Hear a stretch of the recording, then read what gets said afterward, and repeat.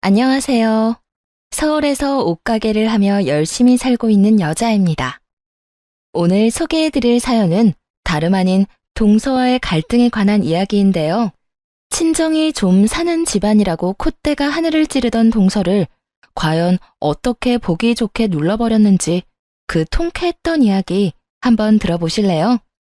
저는 대학교에서 패션 디자인을 전공했어요. 직접 옷을 디자인하고 만드는 것에 흥미를 느껴 부모님의 만류에도 불구하고 프랑스로 유학까지 갔다가 서울 도매시장에 가게를 차려 자리를 잡게 되었죠. 하루하루 너무 바쁘게 일만 해서 그런지 연애를 할 틈이 없었네요. 그래서 이번 생에 남자는 없다 싶었는데 오래전 친구로 지내온 남자와 좋은 인연으로 만나 2년 연애 끝에 결혼까지 하게 되었어요. 시댁과 친정은 비슷한 집안으로 재산 정도도 비슷했고 추구하는 삶의 방향도 비슷했죠. 저는 외동이지만 남편은 2살 차이 나는 남동생이 있었어요. 우리가 결혼한 지 3년 차가 되던 해에 서방님은 결혼할 여자가 있다고 하더라고요. 좋은 일이었죠. 남편과 친구 사이로 지낼 때부터 워낙 친동생처럼 아끼던 동생이라 누구보다 결혼 소식을 기다리고 있었거든요. 그런데 결혼할 여자라고 데리고 온 동서는 조금 이상한 부류의 사람이었어요. 듣기론 집이 좀 사는 편인 듯 했는데 있는 척하는 그 꼴이 정말 두 눈 뜨고 보고 있기 힘든 지경이더라고요. 왜 그런 사람 있잖아요. 나 좀 사는 집딸이니 알아서 기어. 이런 마인드가 기본적으로 장착되어 그 눈빛에서부터 다른 사람을 깔본다는 느낌이 늘 강했습니다. 이런 느낌은 처음 동서를 만나던 날에 느꼈는데요. 결혼식 전 제대로 식사 자리에서 동서와 둘만 남게 되었을 때 이런 질문들을 하더군요. 형님, 혹시 부모님은 아직 일들 하세요? 직업이 어떻게 돼요? 황당했어요. 거의 첫 만남에 가까운 자리에서 이런 질문을, 그것도 제 직업을 물어보는 것도 아닌 부모님의 직업을 물어보는 것이요. 이렇게 직접적으로 물어오는데 무시하기도 애매한 상황이기에 그냥 대답해 주었습니다. 우리 부모님? 아빠는 그냥 이런저런 일 쉬엄쉬엄 하시고 엄마는 집에 계셔. 아, 그렇구나. 그러면 어디 사시는데요? 뭐, 혹시 새들어 사시는 건 아니죠? 당연히 자가 맞죠? 부모님이 사시는 집이 자가는 맞지만 그 순간 동서가 무례하다는 생각이 확 들어 기분이 살짝 나빠지더라고요. 대답 대신 미간을 찌푸리며 동서를 봤고 동서는 눈치를 보더니 황급히 화제를 돌렸더군요. 어머, 제가 너무 질문이 많죠. 제가 워낙 궁금한 걸 못 참아서.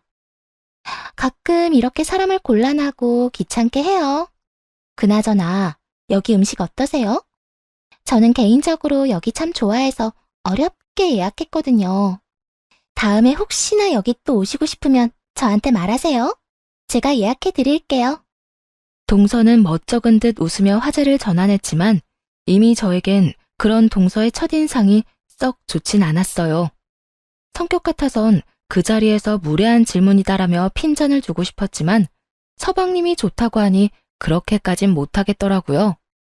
결혼을 코앞에 두고 있었고 어차피 가족이 될 사이니 쓴소리를 삼키고 상황을 넘겼습니다. 그렇게 동서는 무례하다는 첫인상을 남기고 서방님과 결혼을 하게 되었고 전 웬만하면 그런 동서와 부딪히지 않으려 노력했네요. 동서의 자랑을 들어보아도 입이 떡 벌어질 만큼 사는 집안도 아니더라고요. 그런데도 저렇게 갖은 있는 척을 하는 것이 저와는 정말 맞지 않겠다 싶었으니까요. 그런 동서와 부딪혀서 싸우는 것보다 그저 내세울 것이 그것뿐인 불쌍한 사람으로 생각하기로 한 것이었죠. 그러던 어느 날 동서의 임신 소식이 들려왔어요. 저와 남편은 임신이 잘 되지 않아 초조한 상황에서 들려온 소식에 조금은 속상하긴 했지만 정말 진심으로 축하하는 마음으로 가득했죠. 동서에게 전화를 걸어 축하의 말을 건넸고 그런데 동서는 이상한 말을 하기 시작하더라고요. 동서, 어머님께 임신했다고 전해 들었어. 정말 축하해. 너무 기쁘겠다. 동서랑 서방님 닮은 아기면 얼마나 예쁘겠어? 형님, 축하한다는 그 말 진심이에요? 어? 그럼 진심이지. 왜? 진심이 아닌 것 같아? 사실 그렇잖아요. 듣기론 형님은 임신 준비한 지 꽤 됐다고 들었는데 전 이렇게 쉽게 임신이 되어버렸으니 형님 입장에선 이런 제가 얄미울 수도 있잖아요? 걱정과 우려가 섞인 조심스러운 말이 아니었어요. 그건 분명 경계와 비아냥만이 가득한 말이었죠. 순간적으로 이건 너무 아니란 생각이 들더군요. 앞서 말씀드렸다시피 분명 속상한 마음이 있긴 했지만 그건 동서와 상관없는 저만의 마음이었고 임신 사실을 축하하는 마음만큼은 정말 진심이었으니까요. 진심이었던 만큼 화가 나더라고요. 더는 이런 사람과 좋은 마음으로 지낼 수는 없겠다는 생각이 들었고요. 동서, 무슨 말을 그렇게 해? 동서가 평소에 날 어떻게 생각하고 있는지는 모르겠는데 난 축하할 일에 그런 생각이나 하는 못난 사람 아니야. 전 그냥 형님이 걱정되어서 말해봤어요. 혹시나 저만 임신했다고 형님이 해코지라도 할까봐 겁이 나기도 했고요.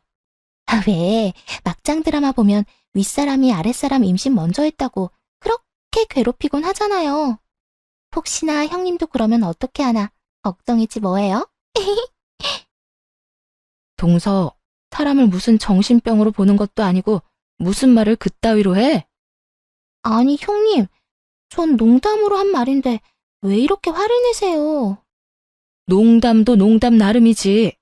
동서는 농담이라고 해도 받아들이는 사람이 그렇지 않다고 생각하면 그건 농담이 아니라 그저 경우가 없는 말일 뿐이야. 그러니까 동서도 앞으로 말 좀 가려서 해. 매번 원래 성격이 그렇다. 농담이란 말로 요리조리 피해가면서 사람 곤란하고 기분 나쁘게 만들지 말고. 제가 뭘 어떻게 했다고 이렇게 버럭버럭 하세요? 농담 2번 했다간 제 머리채라도 잡겠어요, 형님. 아니면 지금 하는 말과는 달리 진짜 뭐 찔리는 거라도 있나? 뭐? 어머, 정말인가 보다. 형님, 죄송한데 한동안은 저한테 가까이 오지 마세요. 형님 이러는 거 보니 마음이 좀 불안해서요. 걱정하지 마. 그렇지 않아도 동서 정신이 좀 아파 보여서 나도 동서랑 멀리할 예정이었거든. 서로 마음이 통했네. 뭐라고요? 정신이 아파 보인다고요? 지금 그 말은 제가 정신병자라도 된다는 말씀이세요? 병자까진 아닌데 그 비슷하게는 보이긴 해.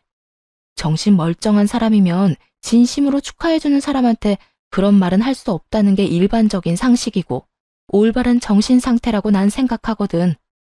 그런데 동서는 좋은 말을 좋은 말로 받아들이지도 못하고 혼자 망상에 빠져서는 모든 상황을 왜곡해서 받아들이는데 내가 어떻게 동서를 정상적인 사고를 가진 사람이라고 볼 수 있겠어?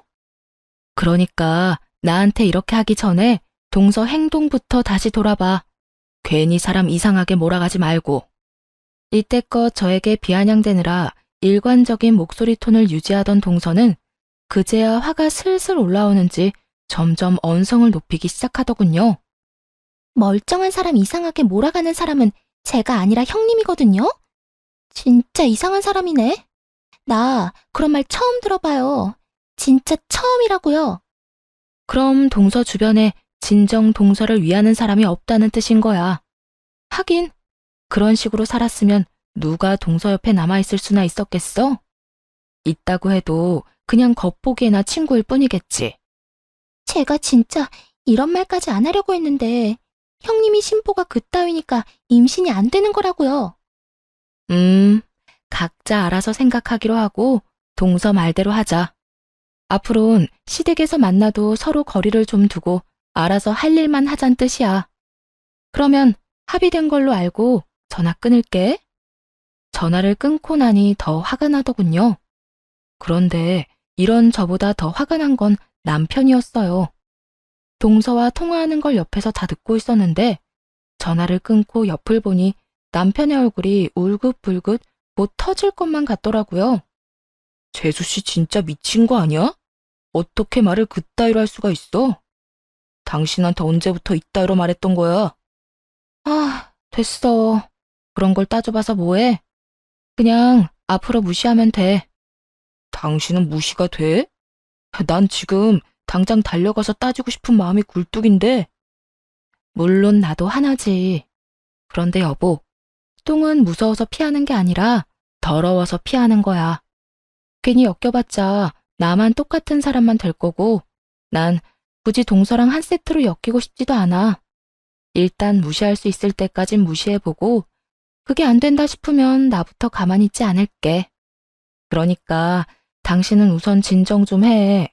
얼굴에 불 날 것 같아. 그게 뭐야?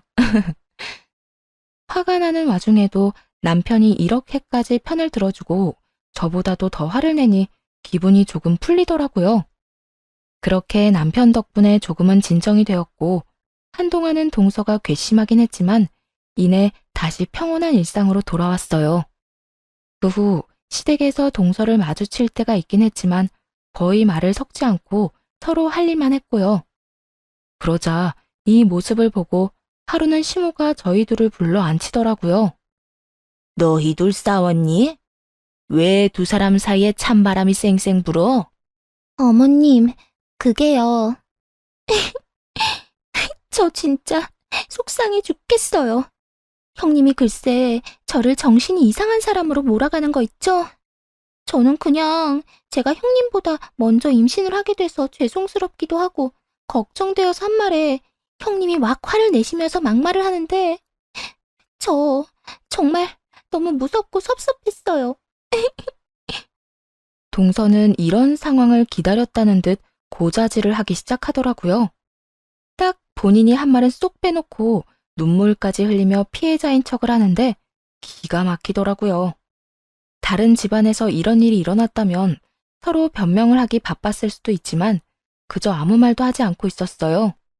남편과 친구 사이로 5년, 연애 3년, 결혼 3년, 총 11년의 세월을 지내며 봐온 시모는 이런 상황에서 한쪽으로 치우칠 사람이 아니란 걸 믿어 의심치 않았으니까요. 아니나 다를까 시모는 동서의 말이 끝나자마자 다시 되묻기 시작했습니다. 둘째, 네가 도대체 첫째한테 뭐라고 했길래 첫째가 화까지 냈니? 내가 첫째를 봐온 게 11년이다. 절대 그냥 화를 낼 애가 아니다 이 말이야. 하물며 네가 임신까지 했다는 걸 아는 첫째가 화를 냈다고? 도대체 무슨 말을 어떻게 한 거야? 시모의 질문에 동서는 적잖게 당황한 눈치였어요. 임신까지 한 자신이 눈물까지 쏟아내며 저런 말을 하면 시모가 화를 내면서 저를 혼낼 거라 생각했나 봐요. 그런데 시모는 저를 한번 보지도 않고 자신에게 핀잔을 하는 분위기가 되어버렸으니 그럴만하죠. 저는 그냥 형님 상황이 그러니까 축하한다는 그 말이 진심이냐고 물어봤어요. 남편한테 들어보니까 형님은 1년 넘게 임신 준비했는데도 아직이라고 해서요. 저는 이렇게 한 번에 임신이 되어버렸으니까 아무래도 좀 속상하실 것 같아서요. 뭐야? 넌 너한테 진심으로 축하한다는 사람한테 그따위로 말했단 말이야? 아니, 어머님, 제 말 좀 들어보세요. 저는 그냥 더는 들을 것도 없어. 굳이 듣지 않아도 어떻게 된 상황인지, 그래서 어떻게 상황이 흘러갔는지 다 알겠으니까. 넌 상대방이 화낼 만한 상황을 네가 만들어 놓고 내 앞에 와선 이렇게 눈물 흘리면서 하소연하면 내가 다 들어줄 거라 생각했니? 넌 임신까지 했다는 애가 어찌 이렇게도 영악하게 굴어? 시모는 동서의 한마디 설명에 모든 상황을 간파할 만큼 현명했고 동서는 한 치 앞도 보지 못할 만큼 멍청했네요. 결국 저를 골탕 먹이기 위해 벌인 눈물쇼는 동서만 혼나는 상황으로 끝이 났고 그날 이후 동서는 식구들의 눈을 피해 저에게 시비를 걸어오곤 하더군요. 저 역시 그냥 당해주지만은 않으며 거리를 두며 지냈고요. 그러다 시모의 생신이 다가왔어요. 동서는 배가 꽤나 나온 상태였고 저도 신상품 제작에 들어간 상황이라 눈코 뜰 새 없이 바빠 정신이 없는 상황이었죠. 시모는 이런 두 며느리의 상황을 고려해 밖에서 간단히 외식이나 하자고 하시더라고요. 동서는 이때가 자신의 재력을 뽐낼 기회다 싶었는지 누구보다 먼저 나서 계획을 세우기 시작하더군요. 그러면 제가 한정식집 예약할게요. 형님, 거기 아시죠? 땡땡동에 있는 식당이요. 알긴 하는데 거기 예약하기 힘들 텐데? 듣기론 두어 달 전부터 예약해야 한다고 하던데 2주일밖에 안 남았는데 예약할 수 있겠어? 그냥 내가 할까? 나도 아는 지인이 있긴 해서 어떻게 부탁 좀 하면 될 것 같긴 한데. 형님이요? 됐어요. 그렇게 큰 소리치다 예약 못하면 이도저도 안 된다고요. 그냥 제가 해결할게요. 형님은 잘 모르겠지만 이런 일은 돈이면 다 돼요. 거기에다 저 거기 워낙 자주 가서 제가 부탁하면 없는 자리도 만들어줄 테니까 형님은 이번 생시는 한 발 물러나 계세요. 제가 알아서 할게요. 동서가 말하는 한정식집은 굉장히 오래된 곳으로 최근엔 그 막내딸이 가게를 맡아 하면서 젊은 감각까지 더해져 더욱 예약이 어려워진 곳이었어요. 그만큼 가격대도 만만치 않기도 했고요. 동서는 어떻게 해서든 예약이 다 차버린 식당을 예약하기 위해 안간 힘을 썼고 지인의 지인을 통해 웃돈까지 주고 다른 예약자에게 양도받게 되었다고 하더라고요. 저 역시 시부모님들을 모시고 가고 싶었던 곳이라 기쁜 마음으로 식당으로 향했고 가게 때문에 가장 늦게 도착을 해 서둘러 식당 입구로 들어서니 동서 혼자 저를 기다리고 있더라고요. 아주 기고만장한 표정으로 말이에요. 오셨어요? 다들 먼저 들어가셨어요. 그래, 동서도 들어가서 있지. 왜 여기서 이러고 있어? 그냥 형님 기다렸죠. 혹시 여기 와보셨어요? 여기 너무 좋지 않아요? 여기 사장님 바뀌고 난 뒤에 인테리어 바뀌어서 그런지 분위기가 더 좋아진 것 같아요. 사장님이 저희 나이 또래라고 하던데 정말 대단하다. 그렇죠? 나보다 2살 많은데 이런 가게를 꾸려나가는 게 대단하긴 하지. 어쨌든 동서 덕에 좋은 곳에서 모시게 됐네. 예약하기 힘들었을 텐데 고생했어. 그러니까요. 예약하는 게 얼마나 힘든지 돈 엄청나게 썼어요. 형님은 좋겠어요. 이런 건 원래 맏며느리들이 다 알아서 한다고들 하던데. 형님은 제 덕에 아무 신경도 안 쓰고 이렇게 몸만 와서 축하만 하고 가면 되니까요. 배까지 불러서 이게 무슨 고생인가 싶기도 했는데 어쩌겠어요? 형님보단 제가 여러모로 더 나은 형편이니 제가 신경 써야 하지 않겠어요? 애초에 제가 하겠다고 했는데 본인이 우겨 힘든 일을 자청해놓고선 저딴 식으로 나오니 기가 막히며 짜증이 나더라고요. 그 순간 고민이 됐어요. 그냥 그래, 너 잘났다 하고 넘어가 버릴까? 아니면 저 콧대를 확 눌러줘 버릴까 하는 고민 말이에요. 평소에 저였다면 전자를 택했을 텐데 그날의 동석골을 보니 그냥 넘어가고 싶지 않더라고요. 그래서 그 자리에서 식당 사장을 불러버렸어요. 네, 한 식당을 물려받은 그 젊은 여사장은 제가 옷가게를 처음 열었을 때부터 저의 단골이었죠. 그래서 언니 동생을 하던 사이였거든요. 매번 제가 자체 제작한 옷을 사가며 웬만한 백화점 옷보다 퀄리티가 좋다며 칭찬을 아끼지 않아서 자체 제작을 계속 밀고 올 수 있게 해준 사람이기도 했습니다. 연락을 하니 사장 언니는 식당 입구로 불이 나게 달려오더라고요. 정 사장, 여기까지 무슨 일이야? 밥 먹으러 왔어? 응, 언니. 오늘 시어머님 생신이라서 대접해드리러 왔지. 그래? 그러면 진작 말을 했어야지. 정 사장 이름으로 예약했어? 몇 번 룸인데? 우리 동서가 예약했고 3번 룸. 그런데 언니, 나 VIP실 좀 쓰면 안 돼? 아무래도 동서가 예약한 룸보다 VIP 룸에서 대접해드리고 싶어서. 혹시 다른 분 계시나? 아니, 마침 비어있어. 그리고 우리 정 사장 부탁이면 다른 분 계셔도 빨리 비워줘야지. 내가 그렇게 오라고 부탁을 해도 패기치기 싫다고 안 오더니 드디어 내가 정 사장한테 대접할 기회를 다 주네. 대접은 무슨, 내가 언니한테 대접을 해야지. 언니가 왜 나한테 대접을 해? 우리 가게 기둥 2개는 언니가 세웠다고 해도 모자라는데. 그거야 정 사장이 만든 옷이 워낙 좋으니까 그렇지. 아, 물론 떼온 옷도 좋긴 하지만. 하여튼 3번 룸? 내가 지금 직원들 시켜서 VIP 룸으로 옮겨드리라고 할게.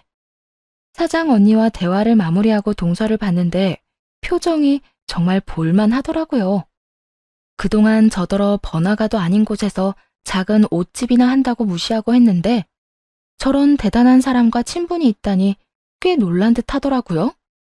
거기에다 시모 생신준비의 주인공은 오롯이 자신의 몫이라 생각했는데 제가 온 칭찬을 받게 될 것 같으니 애가 타 보이기도 했고요. 아니나 다를까 식구들은 동서를 칭찬하면서도 저에게도 대단하다는 말을 전해왔고 동서는 표정 관리를 전혀 하지 못한 채 식사 자리를 마무리하더군요. 맛있는 식사가 끝난 후 전 화장실로 갔고 동서 역시 그런 저를 따라 화장실로 오더라고요. 그리곤 시비를 걸어오기 시작했어요. 형님, 혹시나 하는 말인데 그까짓 룸 업그레이드 좀 한 것 가지고 우쭐해지지 마세요. 장사하면서 쌓은 인맥이라 해봤자 거기서 거기지. 이딴 일 하나 했다고 신나서는. 지금 형님 꼴이 얼마나 꼴사나운지 형님은 모르죠? 지금 동서 생각대로 상황이 안 흘러가서 성질이 좀 났나 본데 그래도 말은 가려져 좀 해. 그리고 할 말 있으면 빨리 하고 가. 괜한 시비 걸지 말고 말이야. 형님이랑 저는 급 자체가 다르다는 걸 좀 알고 있으라고요. 괜히 이번 일로 나보다 우위에 섰단 그런 생각은 하지 말란 이 말이에요. 하긴 이제 그럴 날도 얼마 안 남긴 했네요. 우리 아기 태어나면 형님 입지는 온데간데 없이 사라지고 온 집안의 예쁨과 관심은 오로지 제 몫이 될 테니까요. 이 정도면 정말 병이 확실해 보였어요. 더는 말을 섞고 싶지도 않았고 무엇보다 괜한 말싸움을 벌여 임신한 동서에게 괜한 트집이 잡히고 싶지도 않더라고요. 난 그딴 거 아무 관심도 없으니까 동서랑 그 아기가 다 가져. 다 해.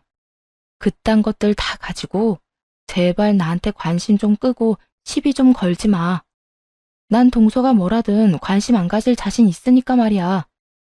동서는 이런 제 행동이 더 화가 난다는 듯 갑자기 악다구니를 쓰며 고함을 지르기 시작하더군요. 니까짓 게 뭔데 날 무시해.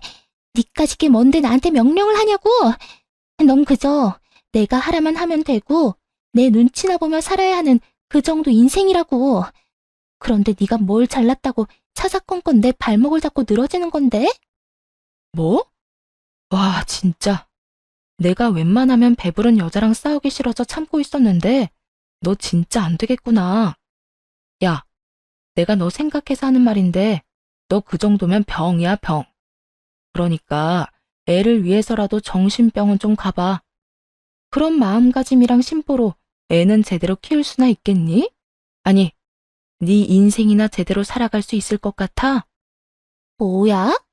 인연이 진짜 형님이라고 대접 좀 해주려고 했더니 도저히 상종도 못할 인간이네.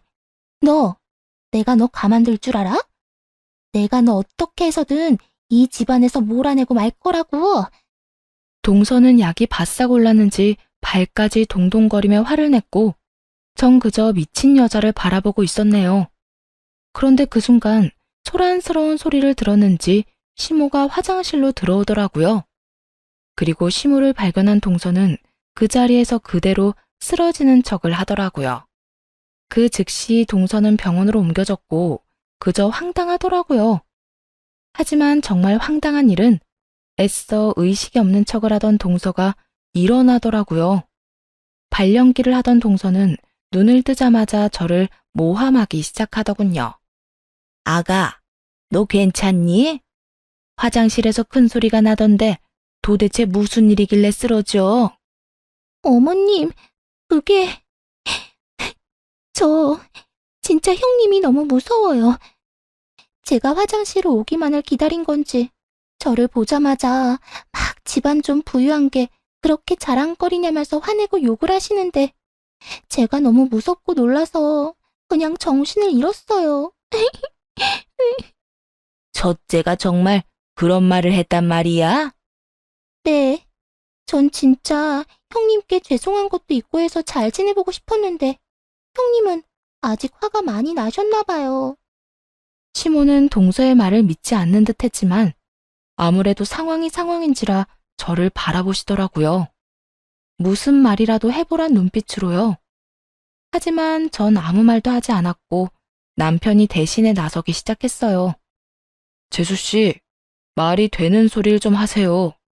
우리 집사람이 화를 내고 욕을 했다고요? 말이 되는 소리를 해야 믿어주죠. 정말이에요. 형님이 저한테 그랬다고요. 아주버님은 정말 아무것도 모르고 속고 있는 거예요. 형님, 진짜 무서운 사람이라고요. 내 보기엔 재수씨가 더 무서운 사람 같거든요? 진짜 적당히 해야 속아 넘어가 주지. 해도 너무하네. 재수씨 지금 우리 집사람 덕에 룸 업그레이드 된 것 때문에 샘나서 이러는 거 누가 모를 줄 알아요? 사람이 왜 그렇게 못났어요? 난 도대체 이해가 안 돼서 묻는 거예요. 뭐라고요? 아주버님도 형님이랑 마찬가지네요. 어떻게 너무 놀라서 쓰러지기까지 한 임산부한테 그런 말을 할 수가 있어요? 어머님, 여보, 나 진짜 억울해. 형님한테 당한 사람은 나라고 나. 눈물로 이 상황을 모면하고 싶은가 본데 마음껏 우세요. 그리고 앞으로 우리는 보지 말고 삽시다. 집사람이 가만히 있으래서 웬만하면 참고 살려고 했더니 도저히 안 되겠네요. 몸조리 할 것도 없어 보이지만 몸조리 잘하세요. 남편은 끝까지 눈물로 호소하는 동서에게 쓴소리를 하곤 저를 데리고 나와버렸고 이번만큼은 그냥 넘어갈 순 없겠더라고요. 이때껏 그냥 무시하고 참았던 모든 것이 터져버린 것이었죠. 저보다 화장실을 먼저 쓰고 있던 직원을 찾아내 증언을 부탁했고 그 직원이 나서 온 식구들에게 모든 사실을 말해주었어요. 모든 사실을 안 시모는 동서를 말 그대로 쥐잡듯이 잡더군요. 너 진짜 무슨 병이라도 있는 거 아니니? 그렇지 않고서야 어떻게 그런 소름 끼치는 말과 행동을 할 수 있는 거야? 입이 있으면 무슨 말이라도 해봐. 어머님, 그게 아니고요. 전 그저 어머님이 형님만 너무 예뻐하는 것 같아서 그랬어요. 생신 때도 그래요. 제가 고생이랑 고생은 다 해서 예약했는데 모든 공은 형님에게로 돌아갔잖아요. 칭찬도 형님한테 더 많이 해주고요. 그래서 너무 셈이 나서 그랬어요. 넌 이제 곧 애 엄마가 될 사람이 그런 마음을 품는 게 정상적이라고 생각하니? 아니, 셈이 날 수 있다고 치자. 그래도 같은 사람인데 급이 달라? 네 인생엔 금태라도 둘렀니? 그리고 첫째나 우리 집이나 사는 건 비슷한데 너 우리 집도 무시했니? 아니에요. 그 말은 저도 너무 화가 나서 그냥 나온 말이에요. 그냥 무심결에 나온 말이 네 인성을 보여주는 거야. 저번에도 그러더니 이번까지 어찌 이렇게 사람을 실망하게 할 수가 있어? 죄송해요, 어머님. 앞으론 그러지 않을게요. 말 조심할게요. 왜 나한테 사과를 해? 네 형님한테 사과해야지. 동서는 시모의 불호령에 저를 보며 사과의 말을 건넸지만 진심이라고는 느껴지지 않는 그저 무미건조한 말일 뿐이었죠. 그렇게 큰 소란이 지나가고 어느 날은 동서가 가게로 찾아왔더라고요. 동서가 여기까진 웬일이야? 백화점 옷만 입는 동서가 여기에 옷 사러 온 것도 아닐 테고. 또 시비 걸러 왔어? 아니에요. 저 여기 옷 좀 사려고 왔어요. 뭐? 됐으니까 그냥 가. 굳이 동서가 안 팔아줘도 충분히 먹고 살만 하니까. 여러모로 죄송한 일도 많고 해서 온 거니까 그렇게 날 세우지 마세요, 형님.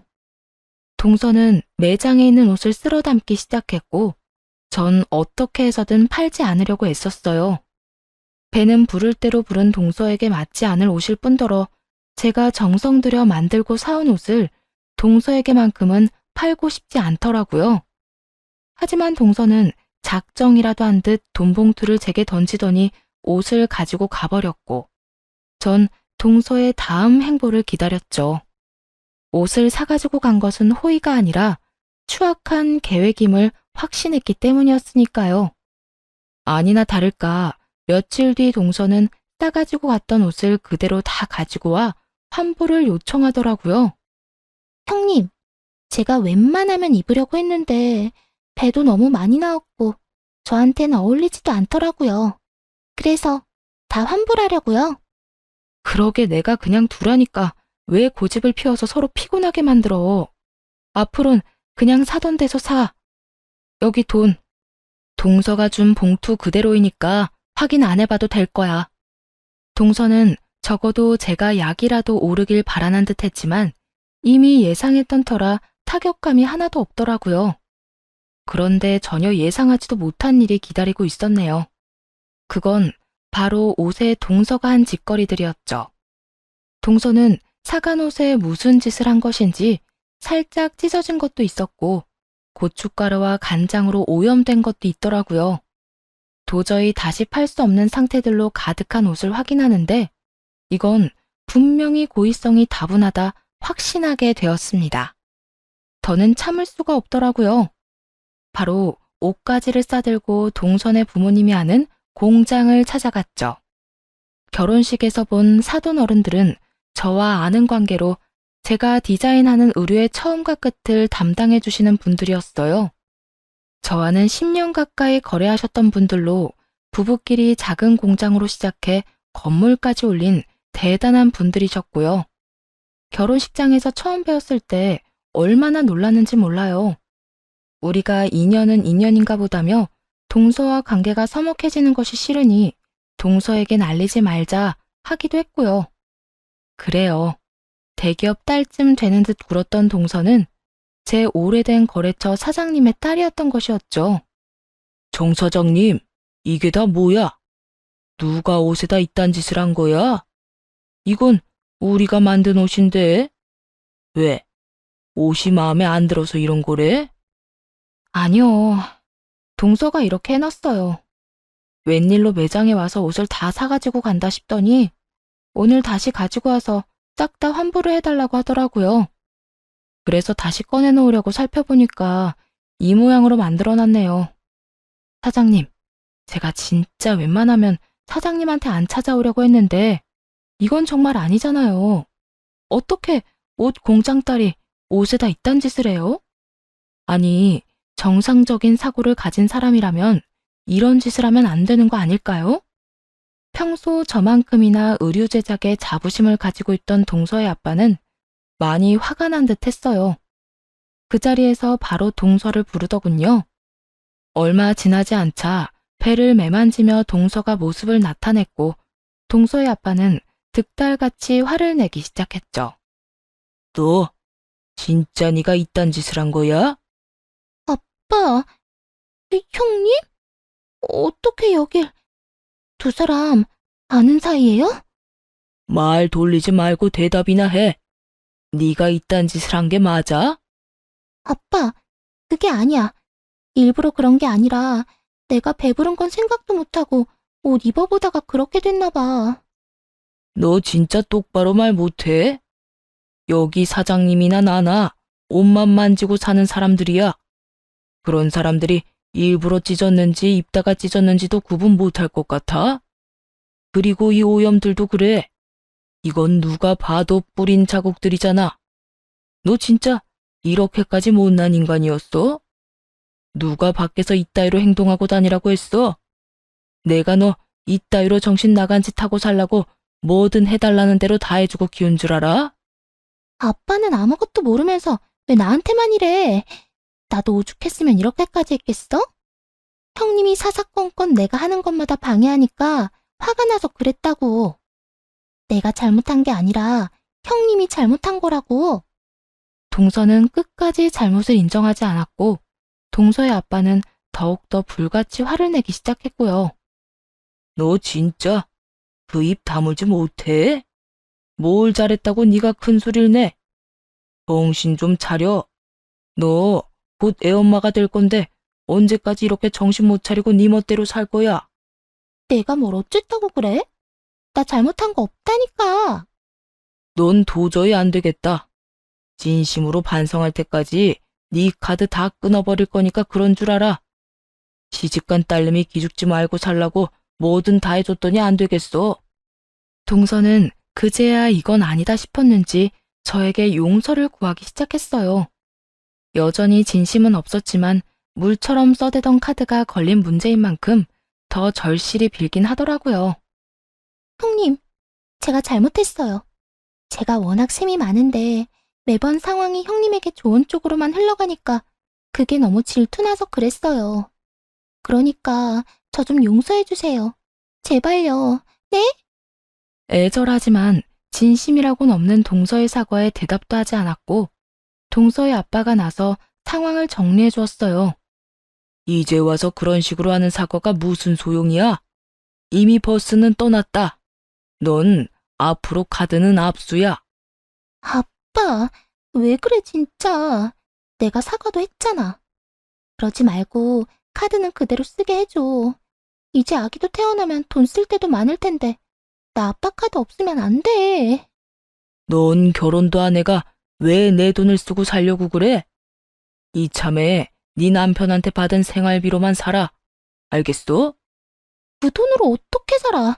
난 못 산단 말이야. 왜 못 살아? 그 돈이면 차고 넘치는데. 하여튼 앞으로 조용하게 살아. 너 하는 거 보고 카드를 다시 돌려줄지 말지 결정할 테니까.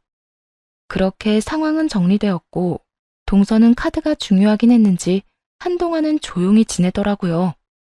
그렇게 다시 평화로운 때를 보내게 되었네요.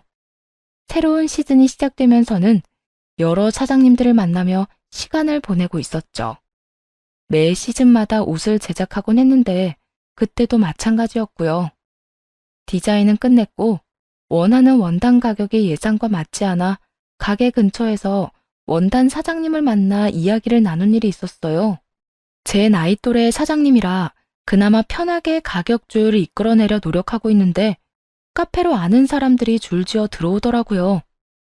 남편과 서방님, 그리고 동서까지요. 이게 무슨 일인가 싶어 세 사람을 보았고 세 사람은 저에게 다가왔어요. 여보? 서방님, 동서, 세 사람이 여기까진 무슨 일이야? 여보, 우린 재수 씨가 급하게 할 말 있다고 해서 왔어.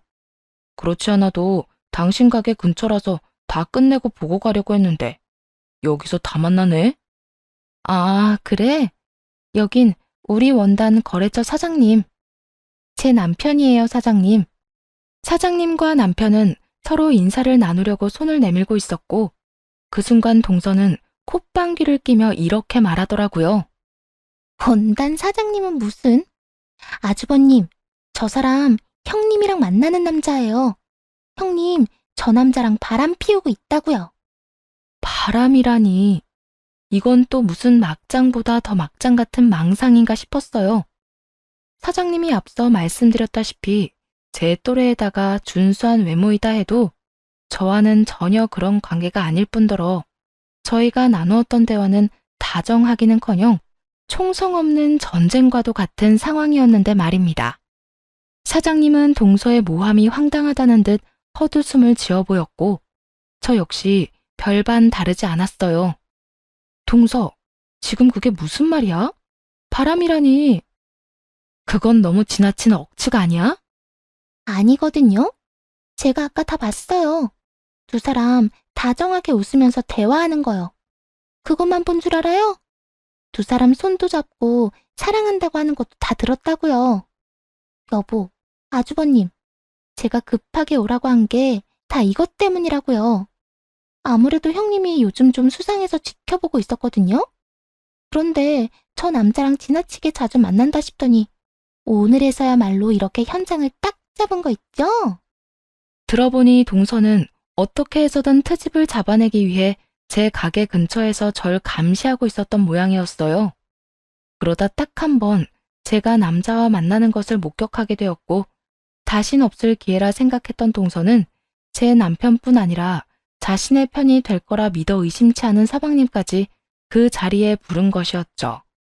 그 상황이 얼마나 황당한지 웃음만 나왔어요. 하지만 이런 저와는 달리 남편은 화가 많이 난 듯 한 번도 본 적 없는 얼굴을 하고 있더라고요. 혹시나 저를 의심하는 것인가 생각했는데 그 화는 저를 향한 분노가 아니었어요. 그건 동서를 향한 것이었죠. 재수 씨, 진짜 적당히 좀 하세요. 워낙 급하다고 애걸복걸을 해서 나왔더니 뭐요? 이 사람이 바람을 피워요?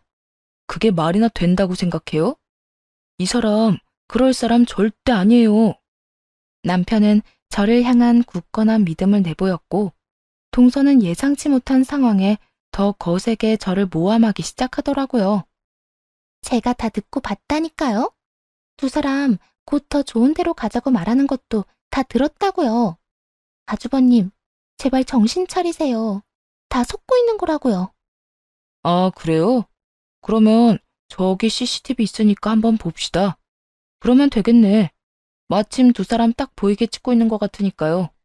남편은 바로 사장님께 상황을 설명하고 동의를 얻어 CCTV를 봤고 그곳엔 동서가 말한 그 어떤 장면도 없었습니다.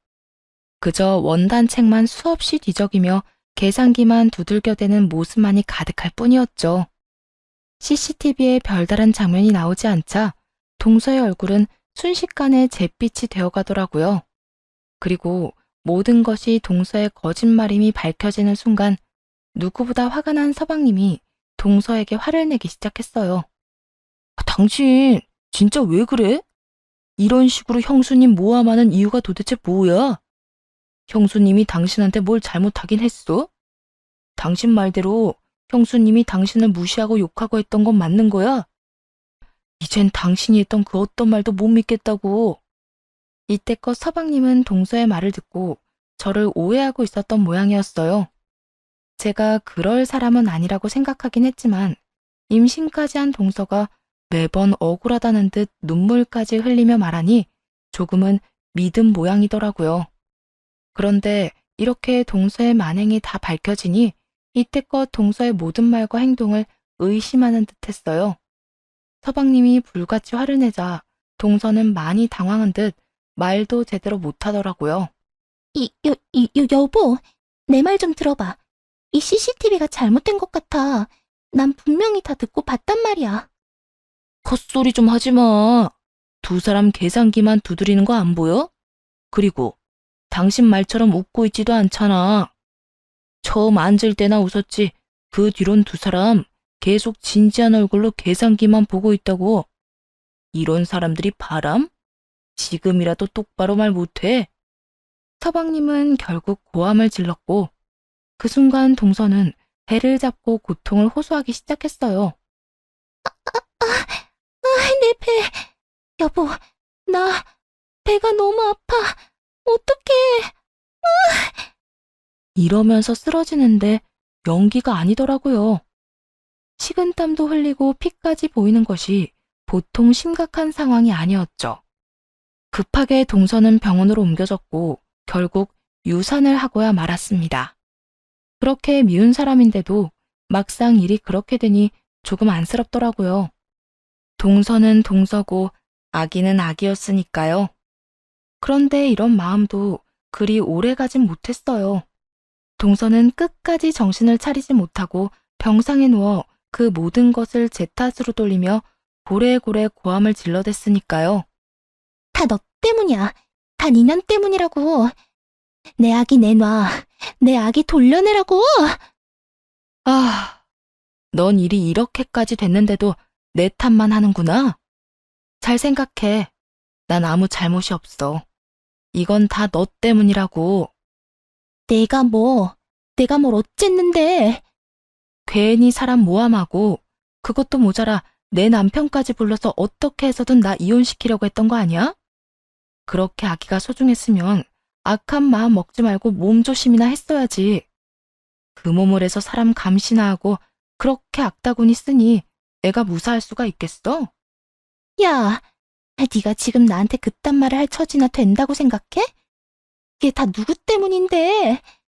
내가 진짜 이런 말까진 하지 않으려고 했는데 이건 다 자업자득이야. 네가 한 짓 네가 다 돌려받은 거라고. 그러니까 앞으로 인생 똑바로 살아. 알겠어? 야, 너 진짜? 내가 가만 안 둘 거야? 내가 너 임신하기만 하면 나처럼 만들어버릴 거라고. 동서는 점점 더 심한 말을 퍼붓기 시작했고, 서방님은 도저히 안 되겠다 싶었는지 동서에게 이혼을 하자고 해버리더군요.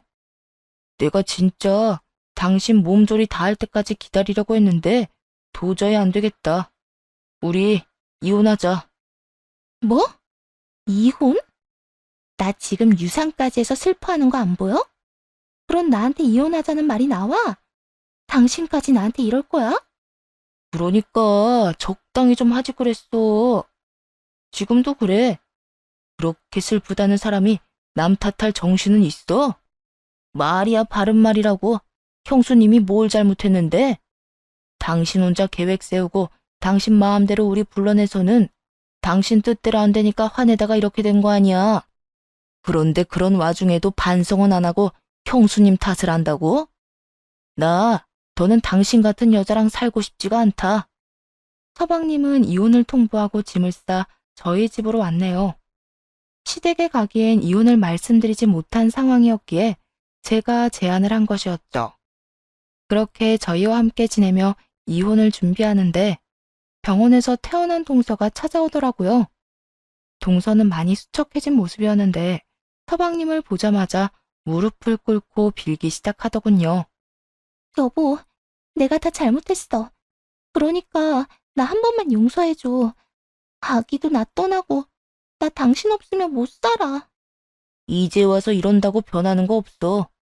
난 당신 같은 여자랑 더는 살고 싶지 않다는 마음에 변화가 없으니까. 몸도 좋지 않은데 여기서 이러지 말고 얼른 돌아가.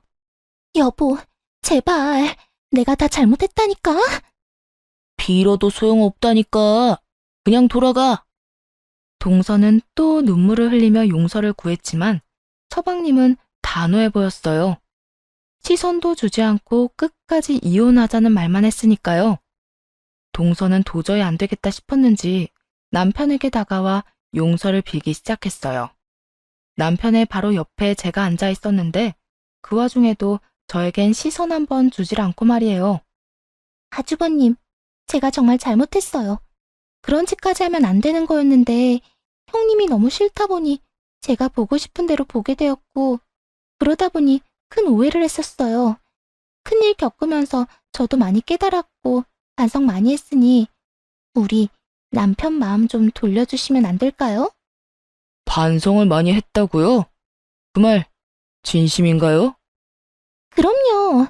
저 진짜 반성 많이 했어요. 그런 사람이 끝까지 우리 집사람한테는 사과조차 안 하네요. 진짜 미안해야 할 사람은 우리가 아니라 우리 집사람 아닌가요? 그리고 오해였다고 하는데 오해 아니잖아요. 그냥 모함이 하고 싶었던 거 여기 있는 사람은 다 알고 있어요. 그러니까 그 되지도 않은 연기 그만하고 돌아가세요. 난 내 동생의 이혼을 응원하고 있으니까요. 전곡만 콕콕 찌르는 남편의 말에 동서는 고개만 푹 숙이고 있더라고요. 하지만 그것도 잠시 무서운 얼굴을 들어올린 동서는 저를 노려보며 온갖 막말을 퍼붓기 시작했어요. 이게 다 너 때문이야. 완벽한 내 인생이 네가 나타나면서부터 다 엉망진창이 되어버렸다고. 내가 너 처음부터 마음에 안 들었어. 가진 것 아무것도 없는 년이 다 아는 척, 다 가진 척하는 거 꼴 보기도 싫었다고. 매번 내 탓이라고 하는데 정말 내 탓은 맞아? 정말 그렇게 생각해? 처음 나한테 임신 문제로 시비 건 사람도 너고 그 뒤에 이어진 너랑 내 사이에 있던 크고 작은 모든 문제들 다 너 때문에 시작됐어. 그런데도 다 내 탓이라고 하고 싶어? 너만 빼고 모든 사람이 다 네 잘못이라고 하는 데엔 그만한 이유가 있는 거라고 생각은 안 해봤니? 네 잘못된 생각 때문에 상황이 이렇게까지 됐으면 내 탓으로만 돌리지 말고 제발 반성이란 걸 해라. 어? 동서는 이 말에 끝까지 고함을 지르며 난동을 부렸고 결국 서방님의 손에 끌려 쫓겨나게 되었습니다. 그 후 두 사람은 이혼하게 되었고 동서는 부모님의 강압에 의해 정신과 치료를 시작했다고 하더군요. 그렇게 이혼하고 난 후 소방님께 한동안은 참 미안했던 것 같아요. 100% 저 때문은 아니었지만 아무래도 어느 정도 저 때문이란 생각이 떨쳐지지가 않았거든요. 이런 제 마음을 알아차린 서방님은 저에게 그런 여자랑 하루라도 일찍 헤어진 것이 천만 다행이라고 하더군요. 물론 세상 빛도 보지 못하고 하늘나라로 가버린 아가 생각을 하면 마음이 찢어지지만 그것 역시 다 지나간 일이고 사람 힘으로 어쩔 수 없는 일이었다고요. 그렇게 온 식구들이 그 여자를 기억에서 지우면서 지낸 지 4년이나 지났어요. 전 두 아이의 엄마가 되었습니다. 연년생 남매인데 몸은 힘들어도 가장 행복한 시간을 보내고 있답니다. 그리고 서방님은 요즘 연애한다고 정신이 없어요. 한번 본 적이 있었는데 다른 건 몰라도 사람 하나만큼은 착해 보이더라고요. 남편은 요새 애들을 봤다 하면 눈에 하트가 절로 생기는데 그만큼 아이들에게 관심도 많고 육아도 잘하는 것이 이러다가 회사도 안 가고 애들만 끼고 있겠다 싶은 거 있죠? 긴 이야기 함께 해주셔서 감사합니다. 저는 이만 물러가 볼게요.